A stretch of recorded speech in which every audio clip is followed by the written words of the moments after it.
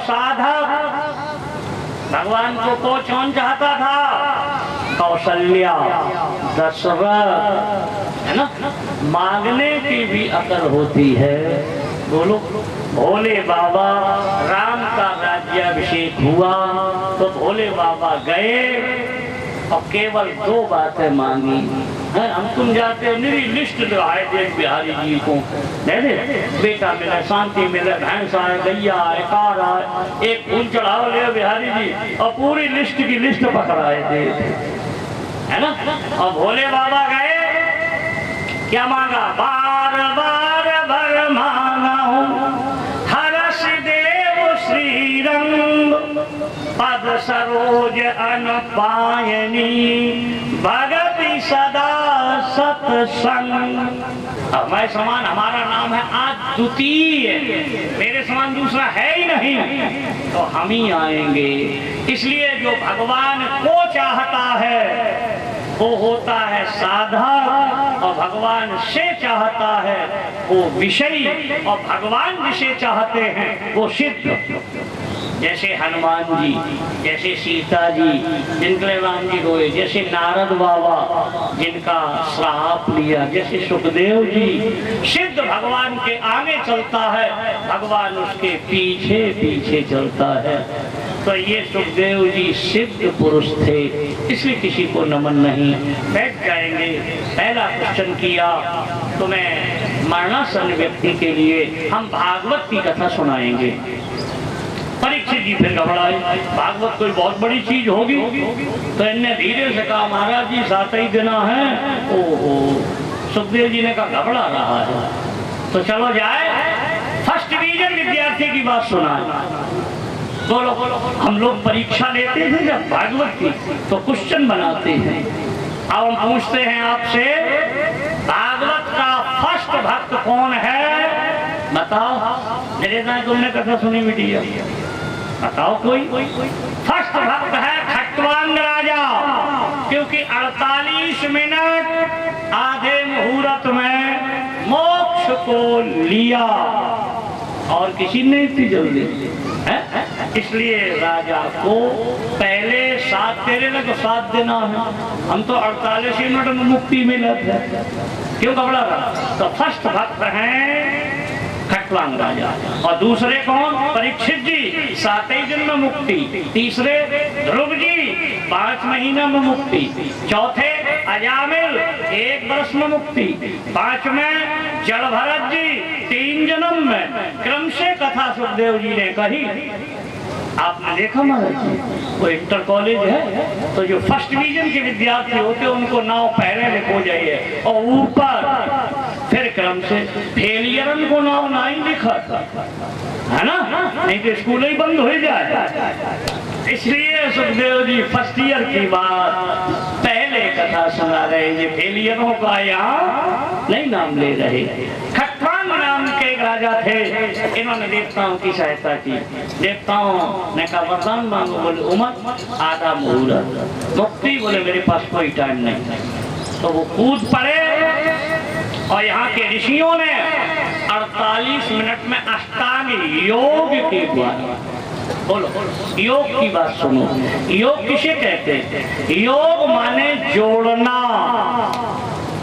अब यदि आप भगवान से प्रेम से जुड़ गए तो प्रेम योग, हठ से जुड़े हठ योग, कर्म से जुड़े कर्म योग, भक्ति से जुड़े भक्ति योग, ज्ञान से जुड़े ज्ञान योग, सांख्य से जुड़े सांख्य। दूसरा चित्तवृत्ति निरोधा योग, अपनी चित्तवृत्ति को बहिर्मुख संसार से हटाकर अभ्यंतर में लगा लेने का नाम योग होता है। इसकी 8 सीढ़ियां हैं, यम, नियम, आसन, प्राणायाम, प्रत्याहार, ध्यान, धारणा, समाधि। ये 8 तरीके से चला जाता है। कैसे? जितासनो, जित संगो, पहले आसन को जीतो, है ना, बैठना सीखो। आसन से क्या होता है? शरीर की सुदूर भूल जाओगे। अब जैसे पेंसी मार रही पद्मासन 6 घंटा लगाए तो तुम्हें ध्यान ही नहीं। और जो आसन नहीं लगाता बेर बेर पाँव इधर पटकेगा, इधर पीर हो। और जो आसन जीत गए कभी तुम्हारे शरीर का भान नहीं होगा। इसलिए जिता संग, जित संगो, संग से इंद्रियों को जीता जाता है ना। नहीं अगर जित संग नहीं हुए तो जलेबी आई जीभ दौड़ गई, सुंदर रूप आया आंख दौड़ गया, किसी ने कहा गाना सुनाया कान दौड़ गया। इसलिए ये न दौड़े, इसलिए जित संगो तब जितेंद्रिया, तब इंद्रियों को जीतो, है ना। क्रम से चलोगे तो यम नियम आसन प्राणायाम प्रत्याहार ध्यान धारणा समाधि, यहाँ ब्रह्मरंग फोड़ दो चले जाओ सीधी मुक्ति। बोलो तुम्हारे गांव में कोई मरे देगा आप बैठ जाना, अगर उसकी आंख बंद मुख बंद मलबूत न त्यागे यहाँ थोड़ा चटक जाए तो समझ जाना अब इसका दोबारा जन्म नहीं होगा।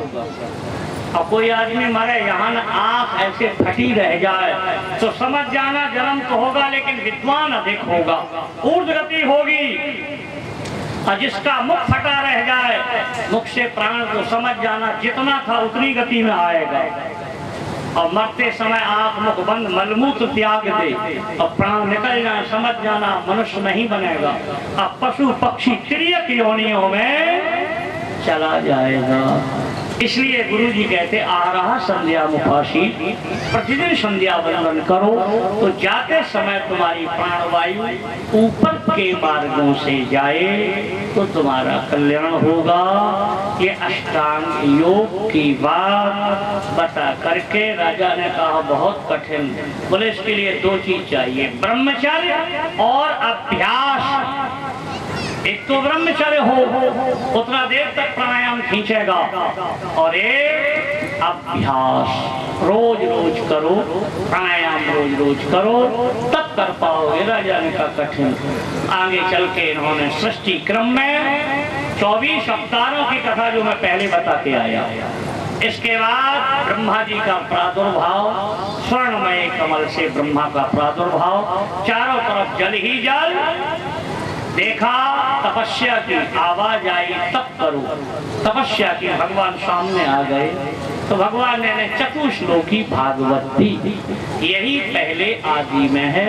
अहमेवा समेवाग्रे नान्य सत सत परम पश्चात सोच में हम। इस प्रकार से पहले श्लोक में भगवान का रूप सबसे पहले हम थे, बाद में हम, जो अवशेष है वो भी हम, जो नहीं है वो भी हम। सीधा ओतप्रोत जो व्यापक है सब में वो भगवान है। इसीलिए भगवान दिखाई नहीं दे। भाई जो व्यापक चीज होती है वो दिखाई नहीं देती है, और उसी का अंश है आत्मा, तो आत्मा भी दिखाई नहीं देती। इसलिए आत्मा का अवतरण और अंतरण, जब आत्मा आती है और जाती है दुनिया का कोई आदमी देख नहीं सकता। क्यों? ये व्यापक है, व्यापक व्यापक चीज देखी नहीं जाती। विष्णु व्यापनोति, हम में तुम में ऐसी कोई जगह ही नहीं जहाँ में न हो, है ना।